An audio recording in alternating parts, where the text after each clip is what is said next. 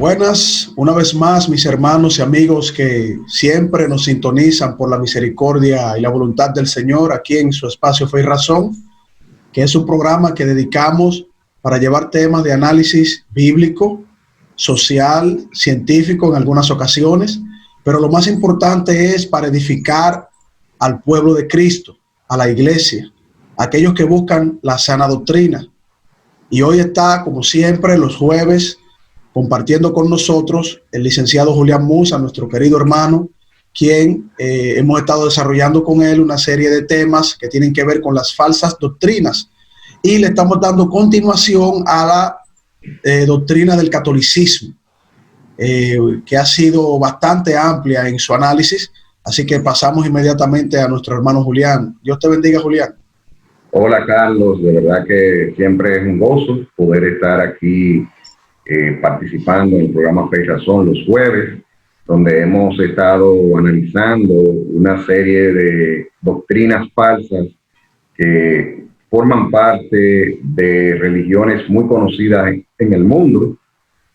Y en esta ocasión, digamos que este es el tercer programa que nosotros realizamos sobre el catolicismo y hemos querido desglosarlo de una manera bien detallada, porque entendemos que es importante que ustedes puedan ver las cosas que nosotros conversamos aquí y ver cada detalle, cada información que damos, que puedan ser motivados a ustedes mismos indagar, reflexionar, investigar, ver si lo que nosotros estamos diciendo es correcto o no es correcto. Usted tiene la libertad de hacer ese tipo de ejercicio, porque al final estamos hablando de un tema que es de suma importancia. Estamos hablando del tema que tiene que ver con la relación con Dios, que no es un tema trivial, el tema de la salvación del alma, el tema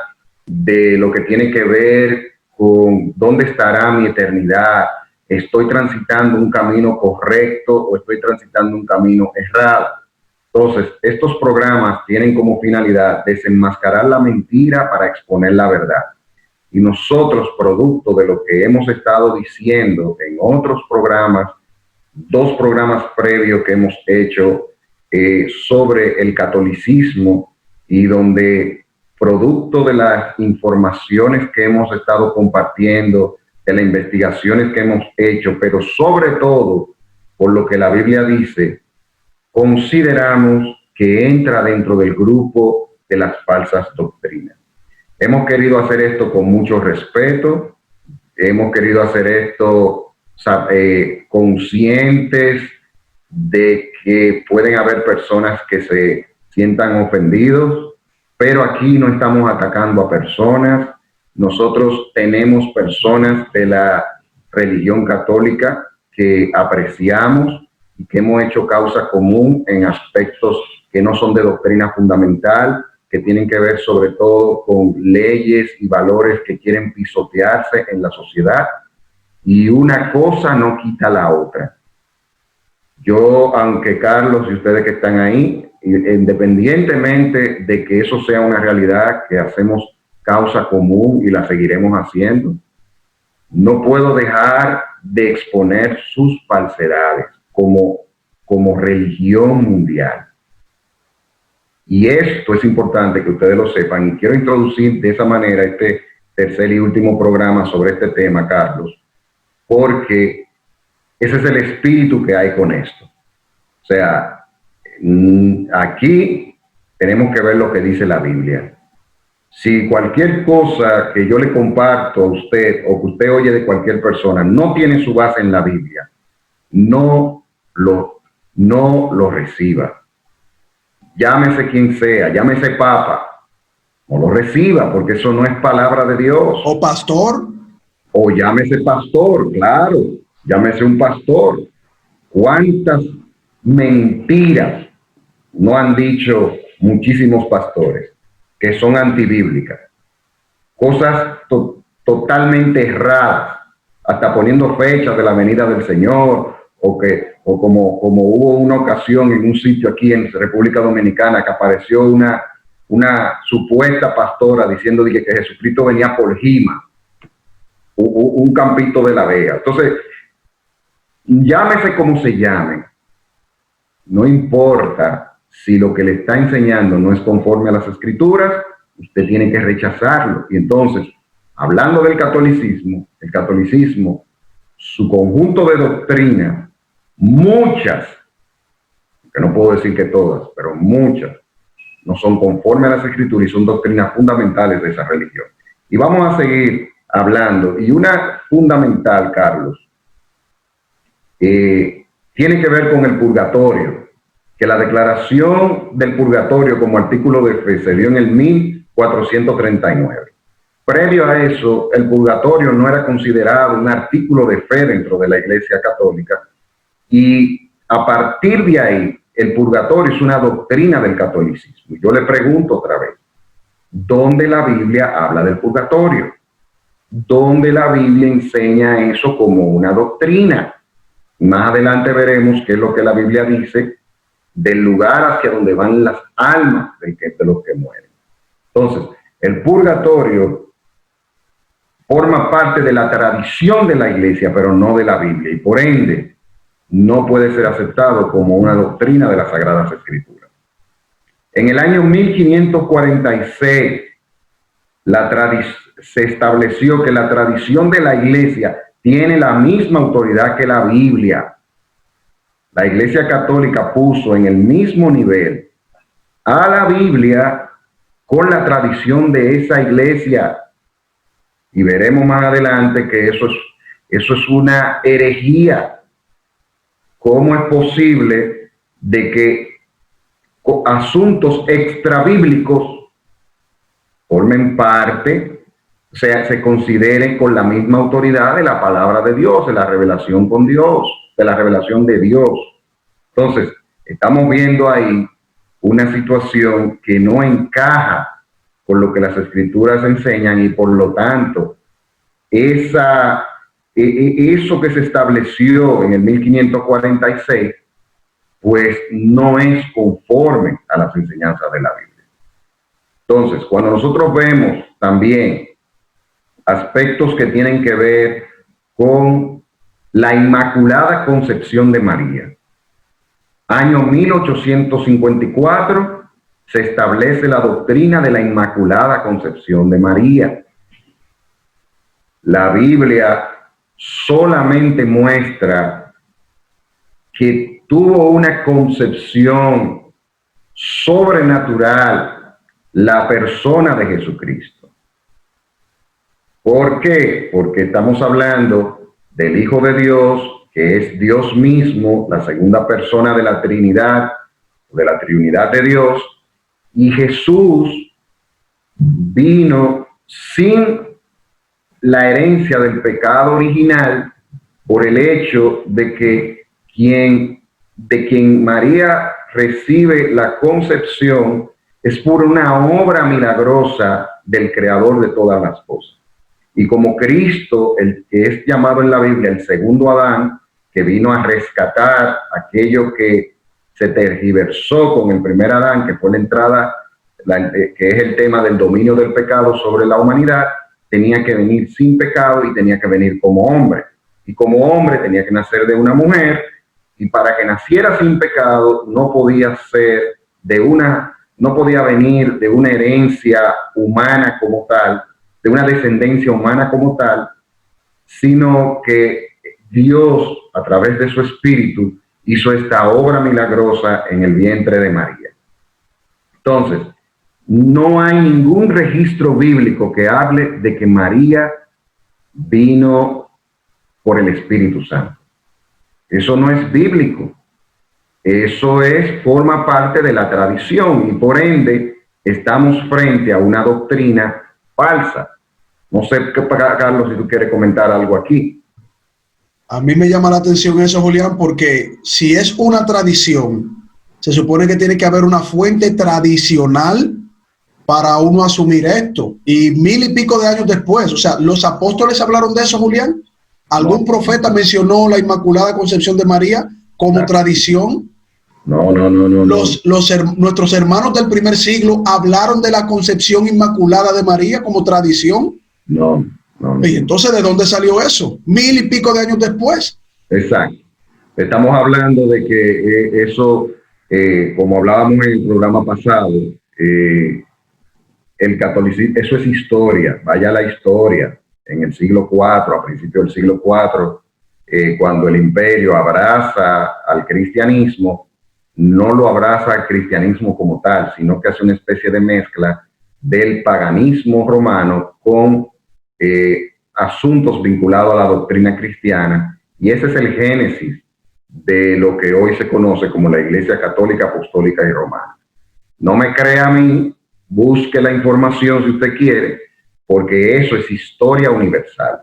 Entonces, en el año 1870, Carlos, es que se establece la infalibilidad papal, aunque en la práctica eso se dejaba ver anteriormente a eso, pero es en el 1870 cuando esto se establece como una doctrina establecida como tal, de que el Papa no se equivoca, de que el Papa no comete errores, de que el Papa es el representante de Dios en la tierra, hace representación de Dios en la tierra, y se le da eso como esa connotación divina a esta persona, a esta figura de autoridad dentro de esta iglesia.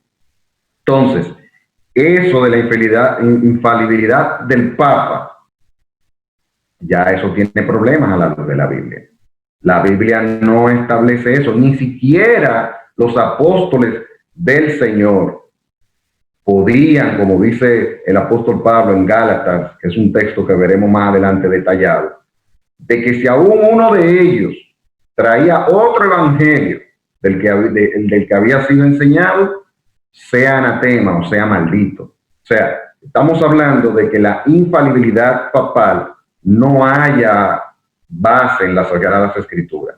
La infalibilidad papal es una doctrina que es contraria a la palabra, porque la única que es infalible es la revelación especial de Dios, la Biblia, por lo que la misma Biblia habla de ella misma, por lo que el mismo Cristo habló de las Escrituras como tal, el lugar que se le dio a la palabra de Dios, el lugar que tiene la Biblia de infalible, porque fue inspirada por Dios, pero ningún ser humano es infalible, aún se llame Papa. En el año 1950 se estableció como doctrina la Asunción de María, declarada artículo de fe. ¿Qué es la Asunción de María? Que María resucitó, que María fue llevada, que María fue glorificada, que María fue alzada, que María no murió realmente, sino que fue llevada al reino de Dios. Eso no es bíblico. Eso no tiene su aval, Carlos, en las Sagradas Escrituras. No lo tiene. Entonces, no podemos nosotros hablar. Ni tampoco, Julián, en una tradición. Yo digo, o sea, yo estoy tratando de entender.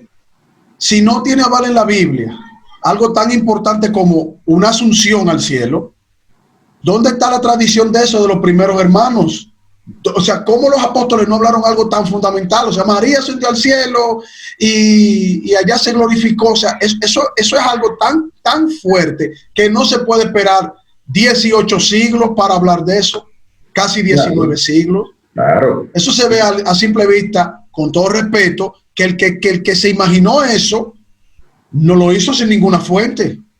Claro, sin ninguna fuente. Entonces, yo recuerdo que cuando yo era pequeño, que tomaba el catecismo de la Iglesia Católica, a mí me enseñaron eso, y tiene su figurita y su imagen donde se ve María subiendo. O sea, eso es una doctrina de la Iglesia Católica. La Asunción de María. Hay muchos católicos que no lo saben.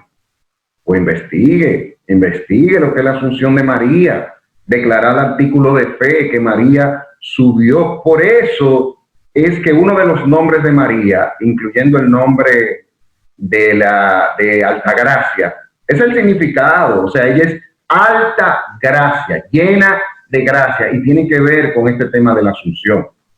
Bueno, vamos a pasar a la primera pausa, Julián. Y cuando tú dices investiguen, que no lo busquen en la Biblia porque no lo van a encontrar. Exacto. Investiguen donde quiera, pero en la Biblia no, porque la Biblia no habla de asunción de María ni de resurrección de María. Que investiguen en la Biblia lo que verdaderamente es la doctrina de Jesucristo, que ahí sí está todo lo que nosotros tenemos que creer. Lo demás, el que quiera creerlo será su decisión, pero no lo encontrará en la Biblia. Así que cuando retornemos en su espacio Fe y Razón, continuamos aprendiendo tantas cosas que incluso uno tiene mucho desconocimiento de ellas, con el licenciado Julián Moza. Ya volvemos. Hola, hermanos y amigos. Este es su programa Fe y Razón, un programa dedicado al análisis de temas históricos, científicos, filosóficos, teológicos, pero sobre todo fundamentados en la palabra de nuestro Señor Jesucristo. Pueden suscribirse en nuestro canal Fe y Razón 34 en YouTube, nuestro canal de YouTube Fe y Razón 34. Darle a la campanita de notificaciones y así recibir todos los programas que hemos realizado para todos ustedes y que formen parte de la familia de Fe y Razón. También pueden contactarnos en Facebook en nuestra página Ciencia y Teología, nuestra página de Facebook Ciencia y Teología, y también contactarnos por WhatsApp al teléfono 829-602-7739. El teléfono 829-602-7739. Fe y Razón, un programa fundamentado en la palabra de nuestro Señor Jesucristo.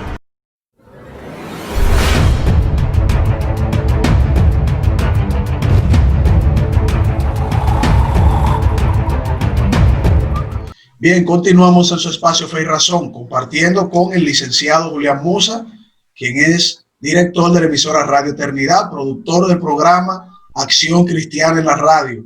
Y los jueves él tiene la fuerte tarea, diría yo, de traernos informaciones sobre las falsas doctrinas.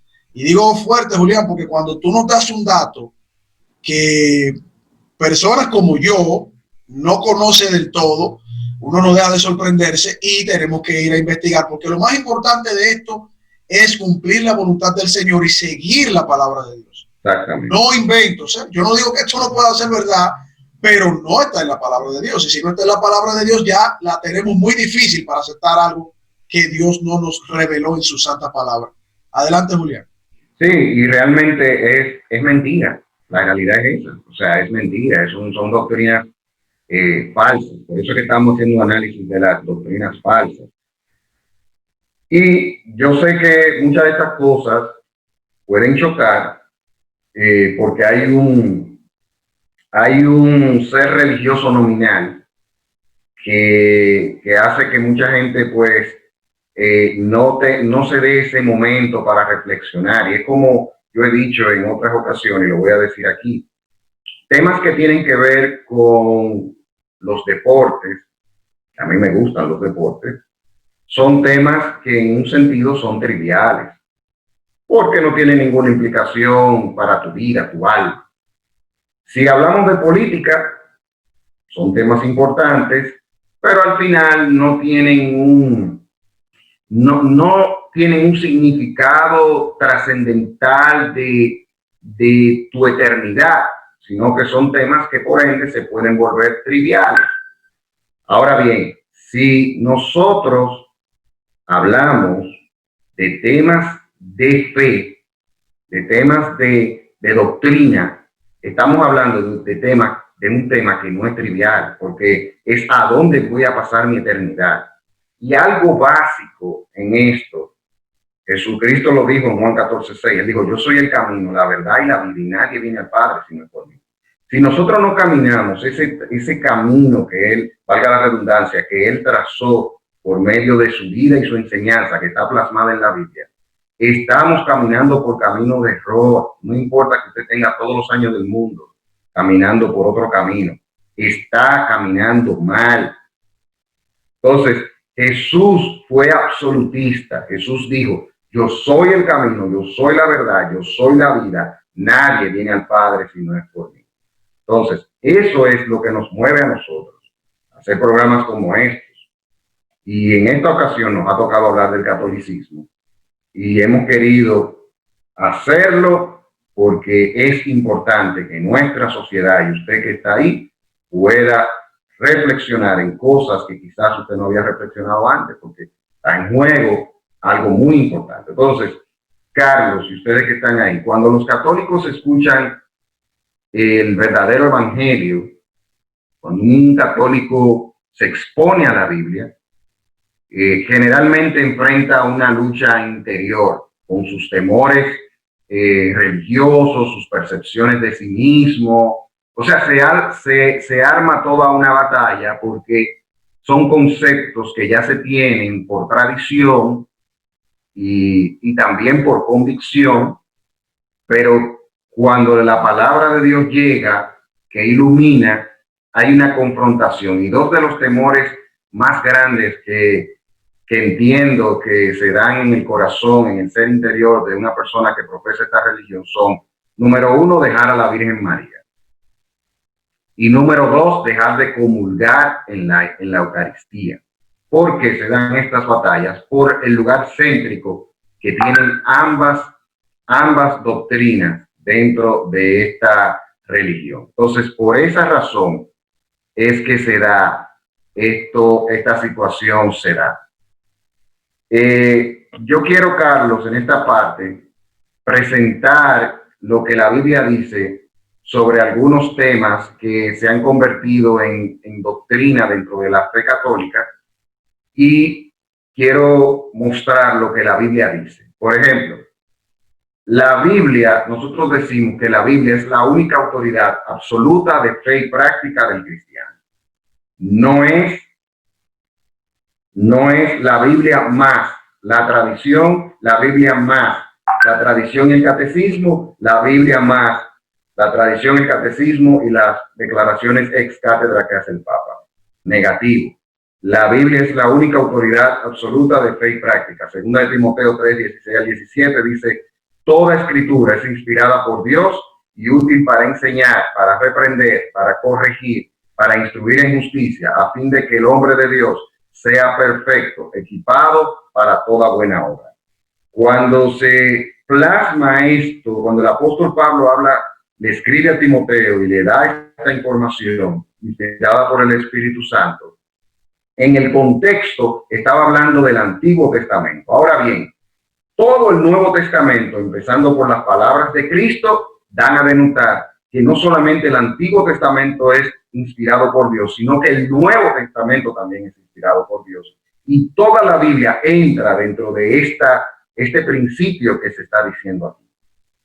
Hay un punto importante, Julián, aquí, porque aquí hay una confusión. Yo he hablado con amigos católicos que uno los aprecia mucho, los ama en el amor de Cristo, pero cuando me salen con ese versículo, espera, es que toda escritura es inspirada por Dios, no solo lo que está en la Biblia, sino toda escritura. Yo digo, pero ¿cómo es posible? O sea, el libro del Mormón es inspirado por Dios. O sea, el libro de Anton LaVey, un libro satanista, es inspirado por Dios. O sea, un documento que yo escriba ahí diciendo lo que yo quiera es inspirado por Dios. O sea, no toda escritura, es toda escritura que se apega al fundamento de los apóstoles y de los profetas, porque otros textos también dan esa referencia. O sea, que eso también hay que explicarlo, porque nuestros queridos amigos católicos dicen: no, toda escritura, ese versículo habla de toda escritura, y eso es completamente falso, que es lo revelado por Dios en los profetas primeramente, anunciando al Mesías, y en los apóstoles, que entonces nos dan la doctrina para conocer la forma de cómo nosotros debemos vivir en santidad con Dios, ya con nuestro Señor Jesucristo, habiendo sido crucificado y resucitando para darnos vida eterna. Sí, y que el Nuevo Testamento, las doctrinas del Nuevo Testamento están fundamentadas en las enseñanzas de Jesús. Se fundamentan en las enseñanzas de Cristo y qué bueno que tocamos eso, porque toda escritura, el apóstol Pablo cuando habla de toda escritura en el contexto está hablando de todo aquello que ha sido revelado por Dios y que fue plasmado en el Antiguo Testamento y ese es un principio por lo que el Nuevo Testamento nos muestra de la doctrina de Cristo y el fundamento de los apóstoles, también se aplica al Nuevo Testamento. Por ende, toda escritura es la Biblia. O sea, eso es toda escritura. Entonces, el tema de la tradición y la Biblia, o el tema del Papa, el tema de la tradición igual que la Biblia, o el tema del Papa con sus declaraciones ex cátedra igual que la Biblia. Pero una puntualización ahí, Julián, para que la gente no se vaya a confundir. Tú puedes ser inspirado por el Espíritu del Señor para, vamos a decir, ahora una predicación, llevar un mensaje dentro del contexto de lo que se predica en cuanto al mensaje de Cristo, que es lo fundamental, ¿verdad? Lo que está en la Biblia. Pero el Señor te puede inspirar para dar algún tipo de consejo o tú escribir algún tipo de presentación. Más que inspiración, Carlos, es iluminación. O una iluminación, exacto. Bueno, pero esto no implica que sea fundamento doctrinal. Es decir, tú puedes dar una opinión, el Señor te inspira, tú puedes dar una opinión, pero fundamentado en la palabra de Dios, no fuera de ella, no con algo que ella no dice. Por ejemplo, ¿cuál es la misión de nosotros los que predicamos la palabra, de los predicadores? Es exponer la Biblia. ¿Y qué es exponer la Biblia? Exponer la Biblia, la palabra de Dios, no es añadirle o quitarle. Es que ese mensaje que está ahí, nosotros podamos llevarlo de forma tal que las personas comprendan eso que está ahí, porque nosotros estamos, eso es como cuando, por ejemplo, hay un paisaje muy bonito. O sea, uno va a dar una exposición de ese paisaje diciendo, tiene árboles de tales tamaño, tiene árboles, las hojas son de tal cosa, los frutos que tiene son comestibles, usted le puede ayudar porque tienen vitamina de tal y tal. O sea, la exposición de la palabra es describir, o sea, digamos, exponer las verdades que el texto tiene sin yo añadirle, sin yo quitarle, de manera tal que el que escucha pueda comprender mejor eso que la Biblia tiene. Y tú lo puedes plasmar en una obra, en un libro, puedes plasmar en una obra, apuntando a que vayan a la Biblia, ¿verdad? O puedes hacer una carta a la iglesia, o puedes hacer una presentación, una conferencia. Eso es válido, pero apegado a la Biblia, no a un invento. Exacto. Y de hecho, eso es tan así que el que me escucha o el que me lee debe de hacerlo con un ojo crítico. O sea, porque eso no es palabra de Dios. O sea, eso es, si yo estoy apegado a lo que Dios está diciendo, sí es palabra de Dios. O sea, ¿por qué es palabra de Dios? Porque yo lo que estoy es exponiendo lo que la Biblia dice. Correcto. Entonces, el que lo recibe, lo puede recibir como palabra de Dios por esa razón, porque está apegado a la Biblia. Pero debe de verlo o debe de escuchar eso con un sentido crítico. ¿Qué es crítico? Saber que quien está llevando eso no es un ser inspirado por Dios en el sentido de que es una autoridad, que es una figura de autoridad, sino que la autoridad está en la Biblia, en lo que la persona está exponiendo. Incluso esa reflexión puede ser refutada y decir, no, tú escribiste esto, aquí dice lo que dice la Biblia, pero entendemos esto. O sea, que no es doctrina, o sea, no es autoridad doctrinal una reflexión en cuanto a un escrito. Aunque el Señor puede inspirar a una persona a dar un mensaje para explicar las mismas escrituras o hacer una interpretación de ellas. O sea, interpretar la palabra de Dios apegándonos a lo que la Biblia dice, claro, puede ser recibido como palabra de Dios, siempre y cuando esté apegado. Si no está apegado, no es palabra de Dios lo que se está llevando, sino que lo que se está llevando es algo totalmente contrario a la palabra de Dios. Y por eso yo no puedo ver a un predicador de hoy, a un escritor de hoy, como yo veo al apóstol Pablo, como yo veo al profeta Isaías, como yo veo a los escritores bíblicos, porque ellos fueron inspirados, ellos eran literalmente un instrumento de Dios, y lo que ellos plasmaron ahí es palabra de Dios de manera literal. Ahora bien, nosotros, los seguidores del Señor ahora, los que servimos al Señor, tenemos la responsabilidad de no enseñar nuestro mensaje ni lo que nosotros creemos, sino de exponer lo que ya está ahí. Cuando hacemos eso, usted también está recibiendo palabra de Dios. Ahora bien, no es el instrumento el que usted tiene que ver, sino el contenido de lo que el instrumento está llevando.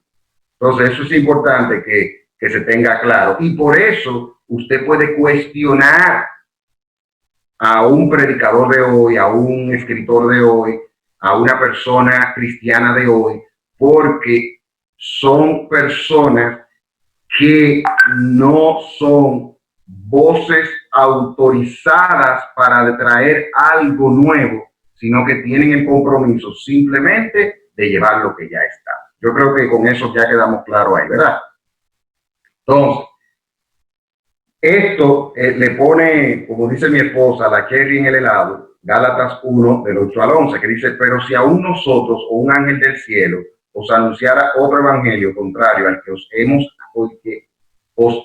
anunciado, sea maldito. Como hemos dicho antes, también repito ahora, si alguno anuncia un evangelio contrario al que recibiste, sea maldito.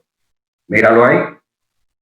Aún ellos, que eran voces autorizadas de Dios, si saltaban con otra cosa que no era conforme a la revelación que Dios estaba dando, y lo bueno de la Biblia es que Dios no usó una sola gente como el Corán. O sea, Dios usó para la Biblia completa más de 40 autores diferentes.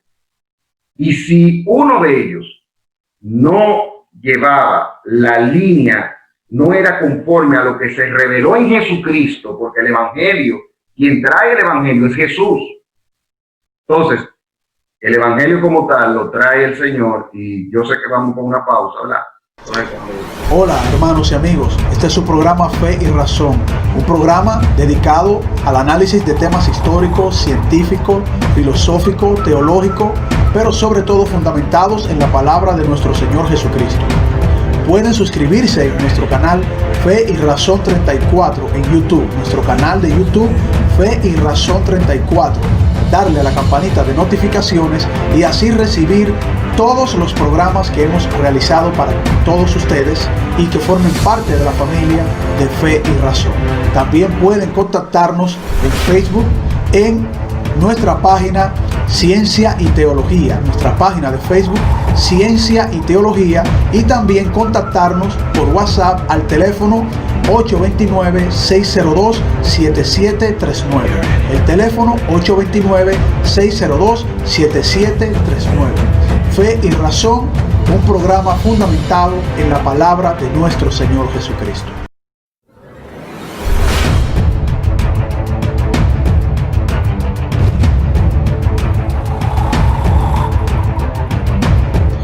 Bien, continuamos en su espacio Fe y Razón compartiendo con el licenciado Julián Musa, quien nos presenta, como todos los jueves, temas de investigación, en esta ocasión siguiendo la línea de programas que tienen que ver con las falsas doctrinas, y estamos desarrollando el análisis del catolicismo. Así que Julián, donde nos quedamos, ¿no? Que estás diciendo algo muy interesante.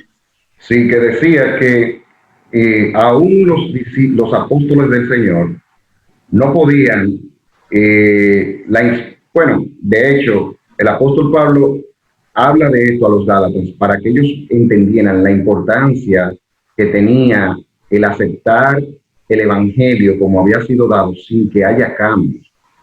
Y habla incluso de que aun si ellos mismos, que habían sido lo que habían estado pregonando y anunciando el Evangelio, si ellos saltaban ahora con otro aspecto que no era conforme al Evangelio, conforme a esas enseñanzas dadas por nuestro Señor Jesús, ellos eran considerados anatemas. Y no nada más ellos, si hasta un ángel bajara del cielo e hiciera lo mismo, era considerado maldito. O sea, hasta qué punto ahí vemos la importancia de ser fiel a la palabra y la importancia y el valor que tiene la palabra de Dios y que debe de tener en nuestras vidas.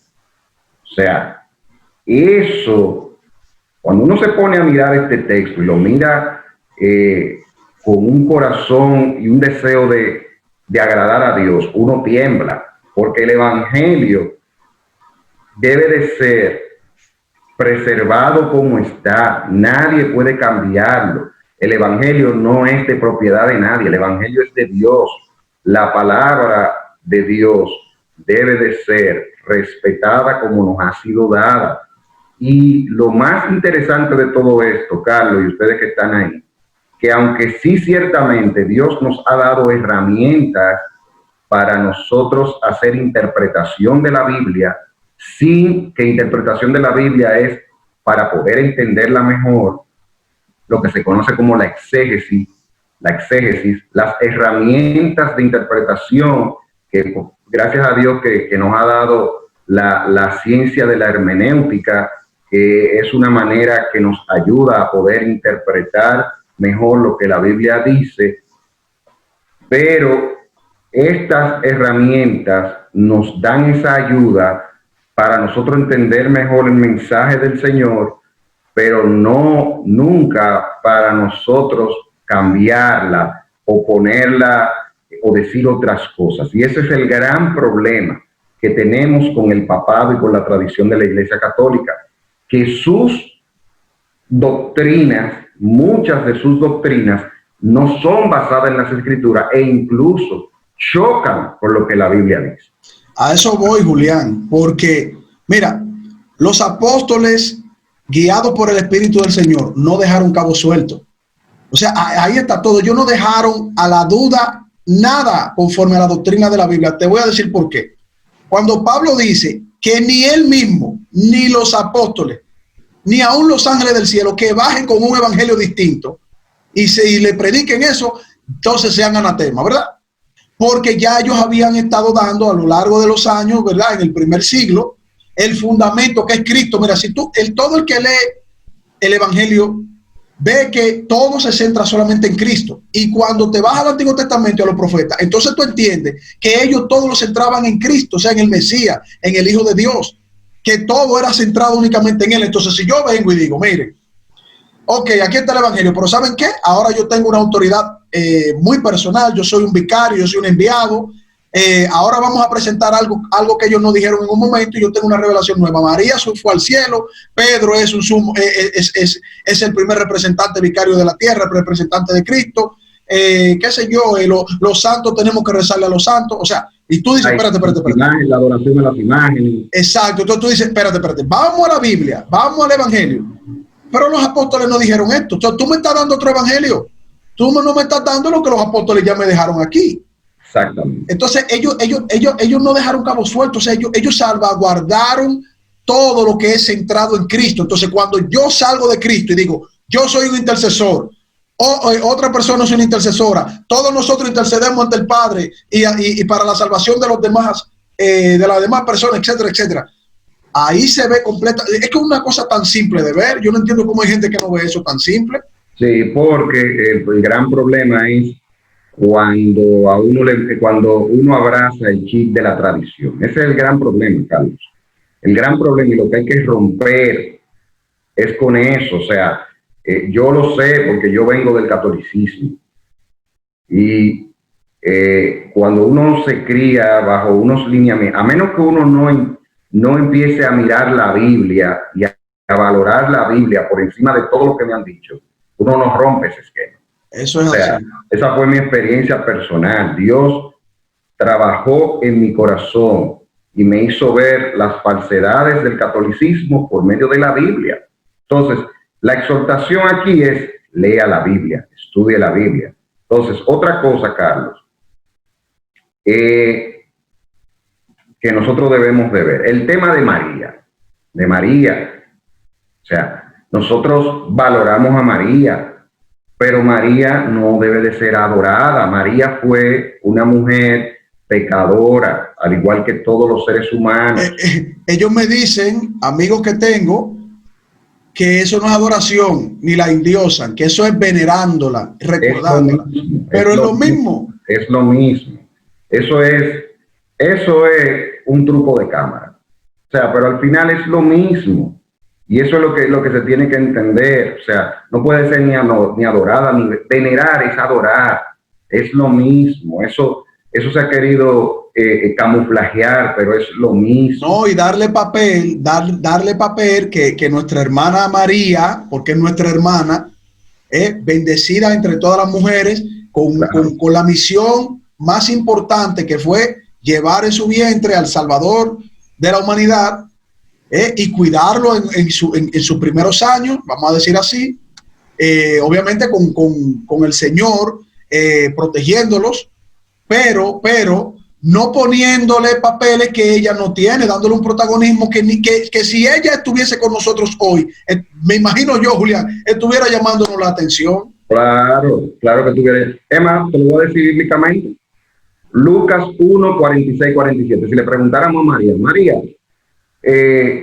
tú no eres una persona pecadora que necesita un salvador. Mira lo que ella dice en Lucas 1, 46, 47. Entonces María dijo: engrandece mi alma al Señor, y mi espíritu se regocija en Dios mi Salvador. ¿Qué está diciendo María? Claro. María está diciendo que ella necesita salvación. ¿Qué María está diciendo con eso? Que ese que iba a ser puesto en su vientre era el Salvador de ella. ¿Cómo ella le llamó a ese hijo? Le llamó mi Salvador.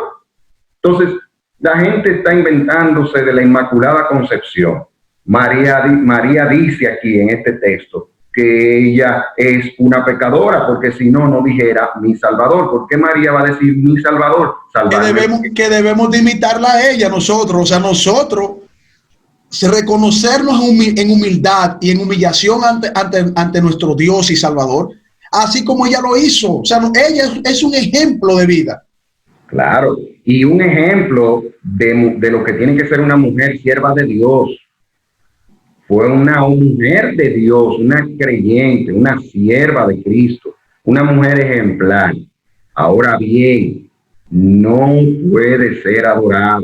Esa adoración no sale de la Biblia. Y ella misma le acabo de enseñar, de mostrar aquí, que en Lucas 1, 46, 47, búsquelo.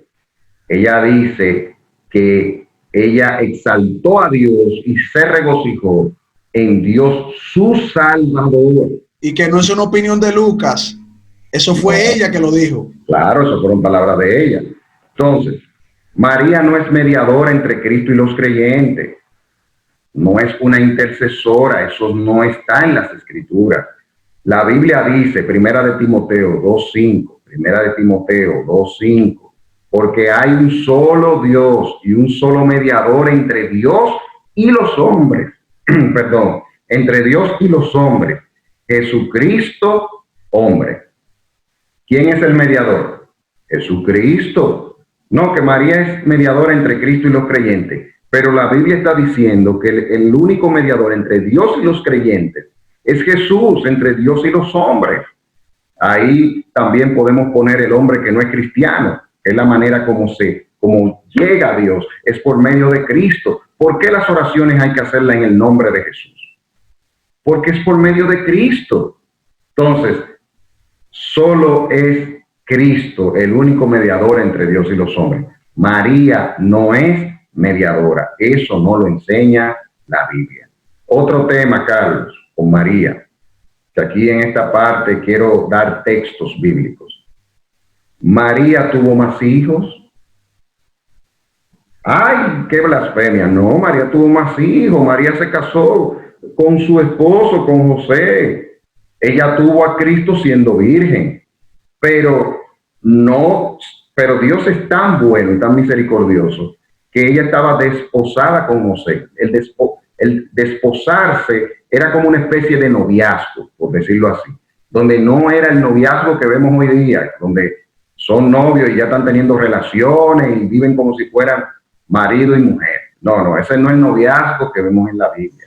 El noviazgo que vemos en la Biblia tenía tanto valor como el matrimonio, pero no había ningún tipo de contacto sexual entre esas parejas, hasta el momento de casarse. Ese no era el matrimonio israelí. Exacto. Lo mataban si fornicaban, claro. Si consumaban eso antes de. Pero María sí era novia de José. Estaba desposada con José. Podemos decir, usando un término nuestro, era novia de José. Prometida. La prometida de José, exacto. Entonces, Mateo 13, 55 al 56, dice la palabra: ¿no es este el hijo del carpintero? Hablando de Jesús, perdón. ¿No se llama su madre María y sus hermanos Jacob, José, Simón y Judas? ¿No están todas sus hermanas con nosotros? ¿De dónde pues tiene todas estas cosas? Y ahí estaba hablando de hermanos reales. Ya Jesús, en ese contexto, ya era un adulto de 33 años, y María no se quedó siendo virgen todo el tiempo con José. Mira que dice, no es este el hijo del carpintero, porque José fungió como una especie de padre para Jesús, en el sentido de que Jesús nace en el seno de una familia y tenía esa figura paterna en lo humano. Entonces, ahí se ve claramente que no está hablando de una familia espiritual, como muchas veces se quiere poner. Una objeción que ponen amigos católicos es que cuando estaban hablando de hermanos, significaba que eran los hermanos en la fe, todos los hermanos, pero el texto es claro porque Jesús estaba enseñando con sus apóstoles dentro de la sinagoga y estaban ya los que creían en él dentro. Esas personas que fueron dijeron, y no es los hermanos del carpintero, no es esta María, no es el hijo. Sí. Exacto, o sea, lo que estaban dando era una referencia ya más directa, o sea, en el plano familiar, como lo veía la gente en ese momento. Exactamente. Entonces, María tuvo más hijos, lo tuvo porque el matrimonio es sagrado, el matrimonio es algo bueno, el matrimonio entre un hombre y una mujer, que tenemos que seguir siempre diciéndolo así, por lo que hay ahora. Entonces, el tema de la idolatría, Carlos, o sea, estamos hablando de que en el catolicismo romano se adoran, póngale veneren o lo que sea, que no es veneren, o sea, es lo mismo, o sea, se le hinca, se le prende vela, se le hace rezo, se habla con eso. O sea, esas imágenes que estamos hablando, que son más de 10,000 que tiene el catolicismo romano. ¿Y qué dice Dios? Éxodo 24, no te harás ídolo. Por si la gente no ha entendido lo que es eso, viene y explica, dice, ni semejanza alguna de lo que está arriba en el cielo, ni abajo en la tierra, ni en las aguas debajo de la tierra. No te harás imagen de nada como para adorar a Dios. Y si eso no queda claro, vámonos a uno que es mucho más claro. El Salmo 115, del 4 al 8. Dice, los ídolos de ellos son plata y oro, obra de manos de hombres. Tienen boca, mas no hablan. Tienen ojos, mas no ven. Oreja tienen, mas no oyen. Tienen narices, mas no huelen. Manos tienen, mas no palpan. Tienen pies, mas no andan. No hablan con su garganta. Semejante a ellos son los que los hacen y cualquiera que confíe en ellos.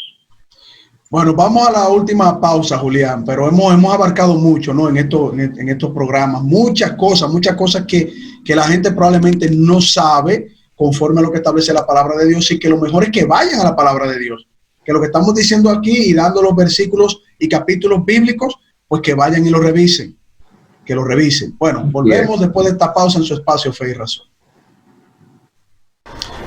Hola hermanos y amigos, este es su programa Fe y Razón, un programa dedicado al análisis de temas históricos, científicos, filosóficos, teológicos, pero sobre todo fundamentados en la palabra de nuestro Señor Jesucristo.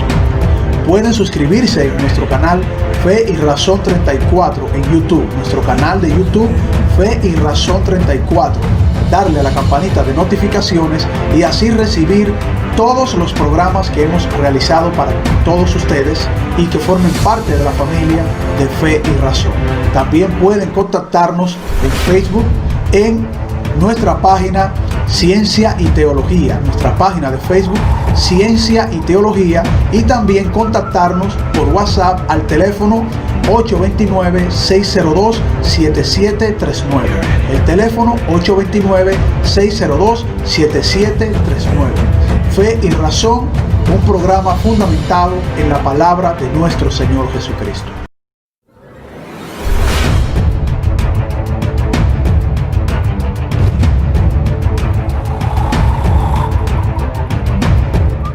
Bien, y continuamos en su espacio Fe y Razón. El licenciado Julián Musa, nuestro hermano Julián Musa, compartiendo las falsas doctrinas, el catolicismo. Adelante, Julián. Sí, en este caso estamos ya cerrando una miniserie del catolicismo que hemos querido dedicarle un buen tiempo, porque para nosotros es muy importante que toda persona que profese esta religión pueda escuchar cosas que quizá usualmente no escucha, y que pueda hacer su propia reflexión sobre todo lo que estamos trayendo, y sobre todo una motivación especial a que vaya a la Biblia. Entonces, por ejemplo, lo que tiene que ver con el bautismo, Carlos y ustedes que están ahí, bíblicamente hablando, no hay evidencia de que los niños, de que el bautismo, del bautismo de los niños, o sea, los bebecitos, los niños pequeñitos, como a muchos de nosotros, incluyéndome a mí, nos llevaron, que no teníamos ni uso de razón. O sea, el bautismo a la luz de la Biblia, nosotros miramos Hechos 8:12 y dice, mire, escuche lo que dice, pero cuando creyeron a Felipe, que anunciaba las buenas nuevas del reino de Dios y el nombre de Cristo Jesús, se bautizaban tanto hombres como mujeres. Lo que pasa es que el bautismo es un acto simbólico. Digamos que podemos usar la figura de sacramento, pero desde una perspectiva de una palabra, de algo simbólico, como algo que los creyentes hacen, de un simbolismo. Entonces, el bautismo no es más que una demostración pública de que yo he muerto a una vieja vida y he nacido a una nueva vida. Cuando Cristo llega a nosotros, Cristo, por medio del Espíritu Santo, porque la Biblia habla de lo que es el bautismo del Espíritu Santo. El bautismo del Espíritu Santo no es más que esa obra de regeneración que Dios hace en el corazón del creyente, donde cuando nos arrepentimos y confesamos a Cristo como nuestro Señor y Salvador y decidimos servir al Señor, en ese momento nosotros morimos a nuestra vieja vida y nacemos a una nueva. Entonces, el bautismo en agua es un acto simbólico dado por el Señor, que es una especie de una muestra pública de que yo he muerto a una vieja vida y he resucitado a una nueva vida, y por eso es que el acto se hace en un lugar donde hay mucha agua, se sumerge el cuerpo completo de la persona y se saca a la persona. Pero, ¿quiénes son bautizados? Aquellos que han entregado su vida al Señor.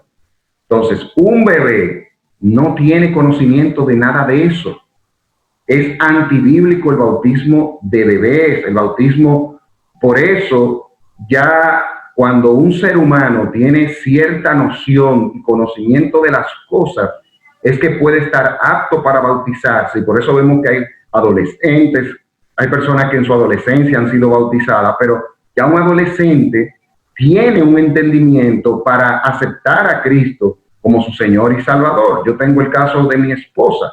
Mi esposa se convirtió a Cristo a los 14 años. Ya ella tenía una edad donde ella entendió que necesitaba al Señor en su vida y se entregó a Cristo y fue bautizada. Pero no estamos hablando de un José Julián, que es mi hijo, que tiene 8 meses de nacido. ¿Cómo yo voy a llevar a José Julián a bautizar? José Julián no sabe ni siquiera decir bien mamá y papá. Entonces, eso tenemos que tenerlo claro. El bautismo es un acto simbólico. Algo también que es simbólico y que es muy diferente a como la Iglesia Católica lo practica, es la Santa Cena. La Santa Cena es un acto simbólico.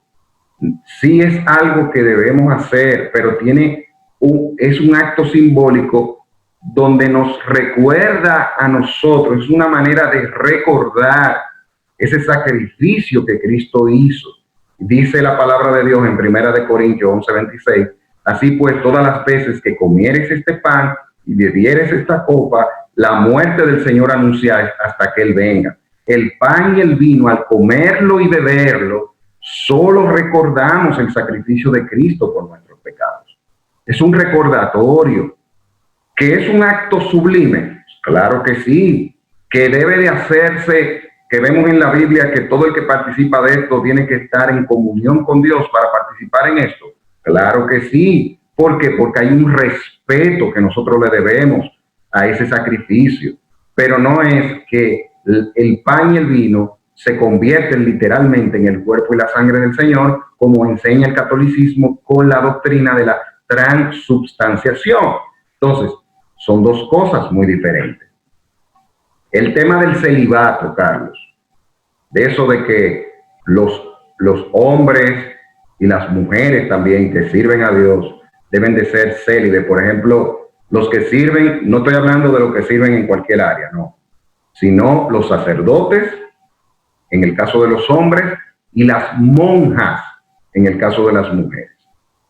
¿Qué nosotros vemos en la Biblia sobre ese tema? Dice 1 Timoteo 4:1, que es una palabra fuerte realmente. 1 Timoteo 4, del 1 al 3.